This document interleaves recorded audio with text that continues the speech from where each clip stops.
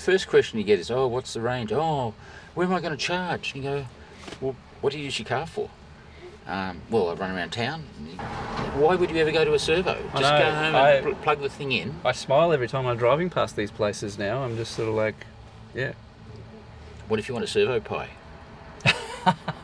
Yeah, now I gotcha. Yeah, fair point. It's better for the environment and better for my health.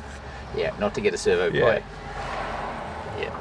Sometimes when you're working on a big project, you need a bit of inspiration to keep at it.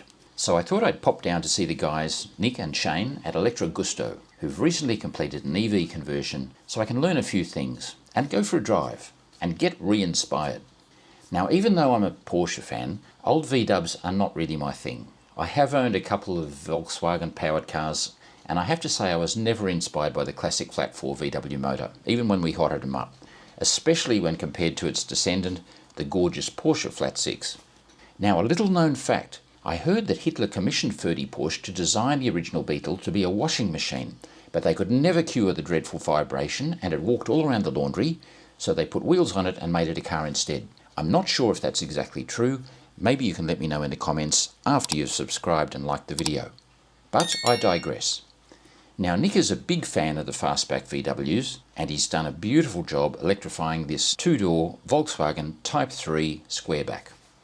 A lot of attention to detail, and I doubt I'll get close to this production standard with my own Porsche conversion. I'll probably get nowhere near it, but anyway. But I want to see how it drives. This will be the first classic EV conversion I've been in. Righto, Nick, welcome to Incarnation. We made it. Hey Stu, how are you? I'm great. I'm riding in an electric car again. I was in an MG4 last week. Wait till you see the review of that. Really nice good car. Rear-wheel drive. Nice. Fully electric. Nice. Not as pretty as this though. No, you're right. Colour. What year is this one?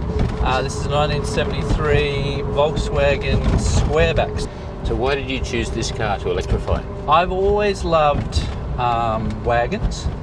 I love two-door wagons particularly. I just think there's a beautiful design aesthetic. Volkswagens are great to convert, sort of the older Volkswagens. As you probably know, we put a net gain Hyper 9 motor through the original gearbox. So it's a proven concept. There's been lots of Beetles, there's been lots of combis, been lots of people around the world that have converted Volkswagens. So a really good car for your first car to electrify. Okay, so it's conventional gearbox at the back, conventional differential. Yes. You've just pulled out the VW motor and put in one of the inline. Yes. So it makes it a little bit easier to convert because you're going through the gearbox opposed to sort of direct drive or anything like that. You drive this car like it is an automatic, because we've got our 3-button gear selector there. You can choose drive or reverse. If you wanted to as well, you can change gears, which will just give you a lot more torque. But like we're in third now, and you can see that it's got enough. That pulls much better than the original one did. Yes, and then you don't have all that smoky, noisy dack. My first thought when you took off then, I was reminded of my old Beetle. Oh yes. I was thinking straight away, how are we going to stop? I was already back on my drum brakes again. Yeah, you were throwing your foot forward as a passenger. I was thinking, in a normal car, I wouldn't be concerned, but in this thing I was suddenly going, shit, I hope he's upgraded the brakes, because it's going pretty well. But we've restored everything. So these cars have got disc brakes in the front and drums in the back, so they've actually got great brakes. And have you got regen happening as well? Yes, so we got regen. I've got a switch here so that I can throw that in. Now you can sort of feel that regen. Yeah, nosedive. There's two settings. So you've got a little bit of regen and then a lot of regen. Okay. So again, it's sort of really great because you can just, as you can see, I've just taken my foot off the accelerator. It acts like an automatic. Yep. It accelerates harder than I thought it would. Yeah. That Hyper 9 motor, I wasn't really expecting a lot. That's in third. So if we put it in second, we might do that a little bit later. I don't know if I might be a bit scared. So amazing sitting here. The car's running, obviously, and it's silent, for an old car. And the other thing about doing these old cars up is I just heard a little knock under there, which is, I realised, is the fire extinguisher that's not bolted down yet. Oh, okay. So if you hear a little clunk, that's what that is. But every little squeak Yep. you know, you hear now. Like in an old car, it's masked by the you don't hear anything because of the engine noise. So that's another thing about doing up these cars is, you know, we've had to chase down a lot of that stuff. And this one's for sale. This is for sale, yeah. So it's here we go. Here comes the ad. been 2 years in the making. And back to bare metal, resprayed, new leather interior and cloth interior, new headliner, new steering wheel, new windscreen, new glass, new bumpers, new tyres, new everything. New car. It's new. And I think that, you know, for us, this is, you know, we're building our brand, and we need a product that sort of proves that we're, you know, interested in design and safety and quality craftsmanship. So this is our first show car. Now we're doing client cars, which is fantastic. I like it. It does remind me of Beetles of old. You can't get away from the fact that it's a 50-year-old Volkswagen. The seats, the way you fall off the front of them as well is classic. So we've hidden all our tech. So I've got a button here that I push here, which automatically opens up our glove box. So we've 3D printed an insert in there. That's super neat. And then, you know, I can just hit that now and close that back up. That's clever. It is an old car and I love it. And I love the idea that people get in this car and they don't know it's electric. Oh, really? And you don't tell them. And then you take off and you just see that moment when it comes across their eyes. So we decided not to make this all, you know, big tech screen and all that sort of stuff. I love the fact that it feels like an old car. You're a resto modder. Yes, totally. And I think that we are resto modders, and sometimes I use the term, you know, we're modern day hot rodders. Technology to make things run better, go faster. The hot rodders were always about the look of something as well, an aesthetic. And I think it's that lovely mashup. I've always loved form and function working together. Making it faster or electrifying it or making it simpler or making it better for the environment. I think that's, you know, modern day hot rodding. It's very stylish. The Pasha interior as well, if you call it, the houndstooth is really sexy. Well, I've always loved those 70s Porsches and that era, and like your 928s, you know, extraordinary interiors and brave decisions, but so cool.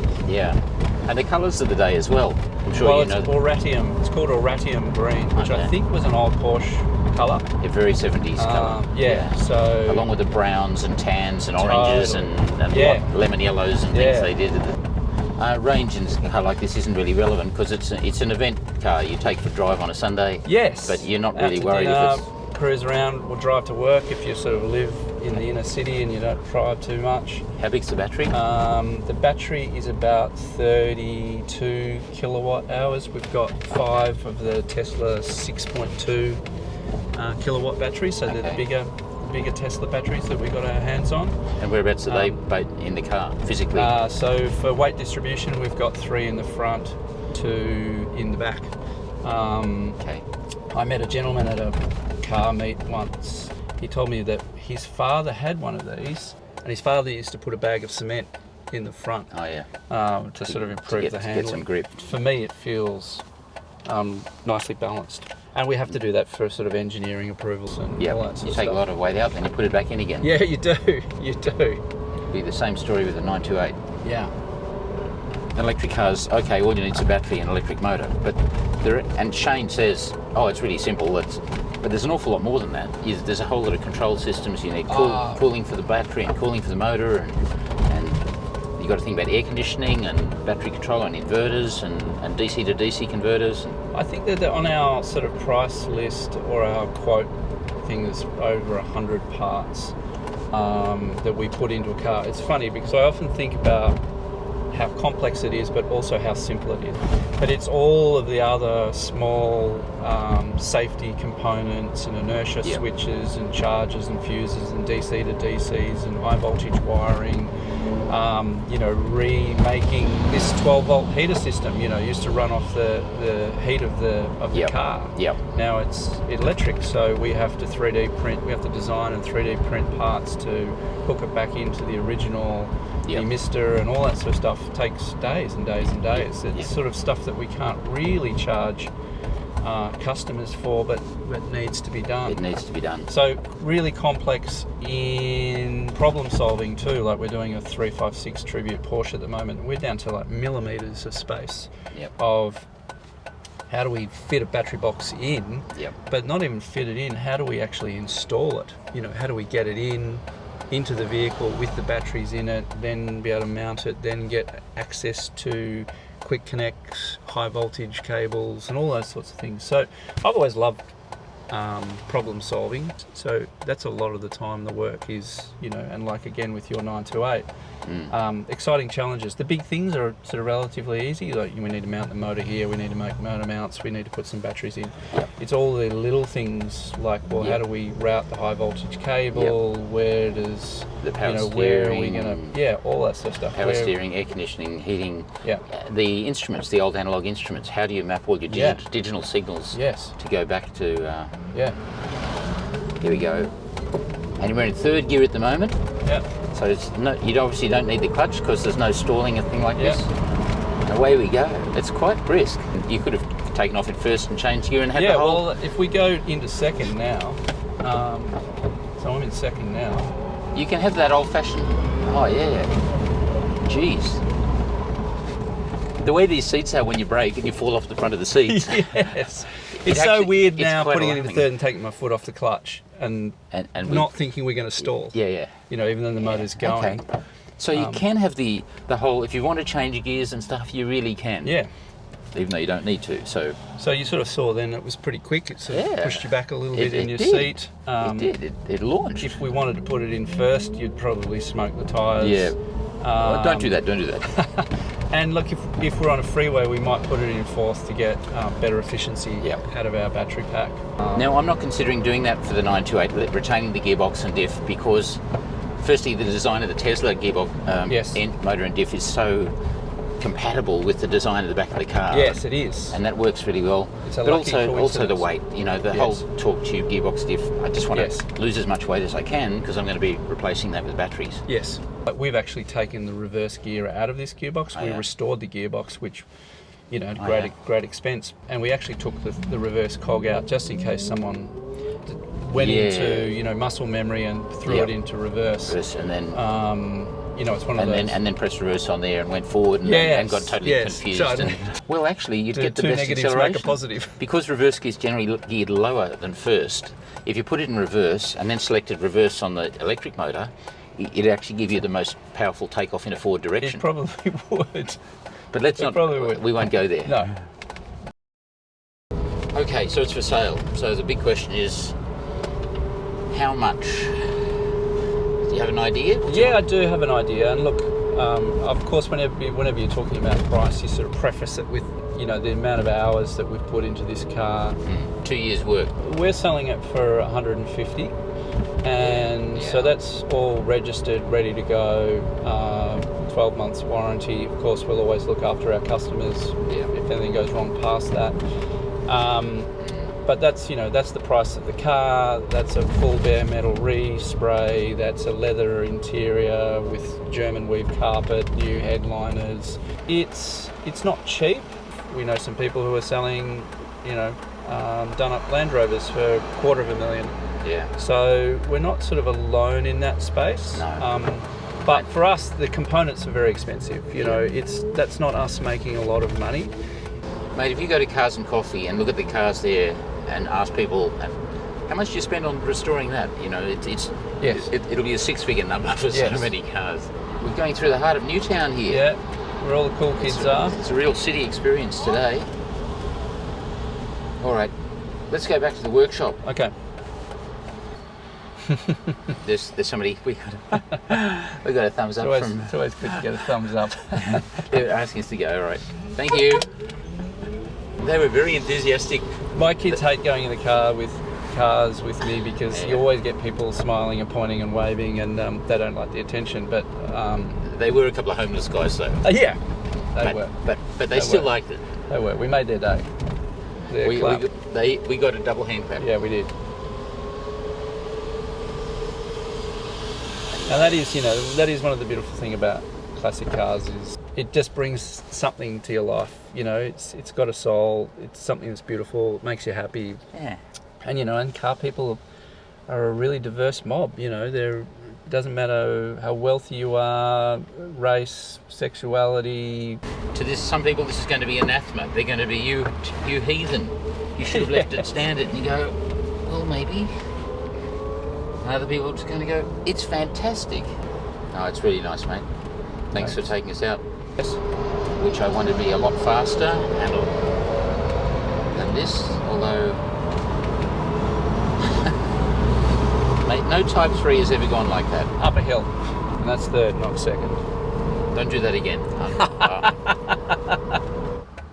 So you were talking about your 9 to 8. Yeah. And learning and the journey that you're on. So much to do. Getting rid of all the petrol bits for a start. People want to buy some of the motor, gearbox, torque tube, all that stuff for sale. The trouble is I've got to spend quite a bit of money just restoring all the suspension and brakes, which you need anyway. Yes. That's okay. It's worth the investment because the drivetrain's going to last forever on that car. Yes. So it's going to need all the suspension and stuff to be tight as a drum. Yep. Yep. And now's the time, and that's one of the learnings. I'll fix those wheel bearings later. Yeah. You know, it's all right, it rolls, and I'll fix this later. And I think it's in doing electric cars, getting all that stuff done before you even approach the electrification. Yep. And we're doing a 1940s Fiat Topolino at the moment and a Citroen HY van. And they're both in that camp. Brake disc upgrades, strengthened chassis, brand new rear ends, front ends, all that stuff that we're doing to those cars. All we really want to do is get electric and drive it around and go woohoo. But you know, having to do all that sort of stuff before you even start can be frustrating. But it's so important to have that perfect. How's your level of charge at the moment? See? Oh well, it's hardly moved. Hardly moved. It was full beforehand, and so it's AC charging only on this car, I guess. Yes. No super fast DC, so you can't drive it to Newcastle and stop it. No, sadly not. No, you don't care. Plug it in overnight. Totally. Job done. Yeah. Plenty of load space too. Yeah. We haven't lost too much of the... All right. Well, thanks for watching Incarnation today, everybody. This is Nick from Electro Gusto. Is that how you say it? Electro Gusto or Gusto? However you would like to say it. Okay. Both are correct. Give us a call if you want to buy yourself a Type 3 1973 electric Volkswagen. Or talk about electrifying your current classic that's got a wonky motor and drivetrain. Exactly. Thanks, Stu. Pleasure's been all mine. But this car's brought home a few things to me. Even with a conversion as good as this, certain original characteristics of the car can't change. What you're doing is bringing some modern characteristics that are great, notably the strong acceleration, the quietness, much grippier tyres of course, the big upgraded disc brakes. That's good. And a lot of the original good features are retained. The excellent vision, thanks to the small pillars, the big luggage space. But you can't get away from the original aspects that are not so good. The original shaped seats, beautifully restored, give no lumbar or back support, and you fall off the front under brakes. And of course, in a fast-moving world full of V8 Land Cruisers and dual cab utes everywhere towering above you, and you're missing any active safety features, like ABS, front and side airbags, crumple zones, so while it would be a totally practical and economical daily driver, you're going to feel a bit vulnerable. And if you do drive it every day, you're going to notice the absence of luxuries like air conditioning that we take for granted now. And that of course was never on the original vehicle anyway. Such is the joy of owning a classic old car, regardless of whether it's petrol or electric. So there you are.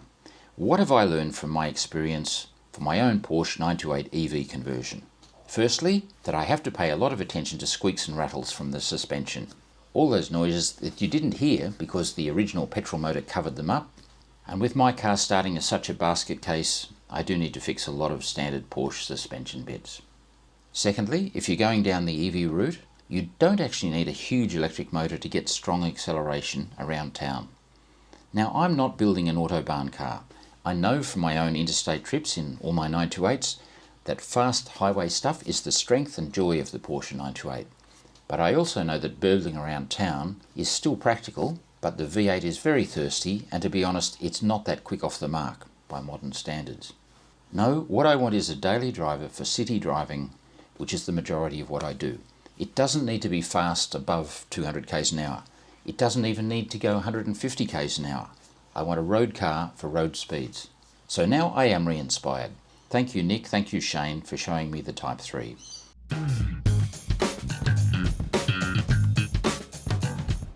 Oh hey, you made it right through to the end of the video. Congratulations. Thank you for watching. If you like what you see, please share it with your motoring friends. And above all, click the little subscribe thing down here so you can see the latest videos when we bring them out, hopefully each week. I look forward to seeing you soon.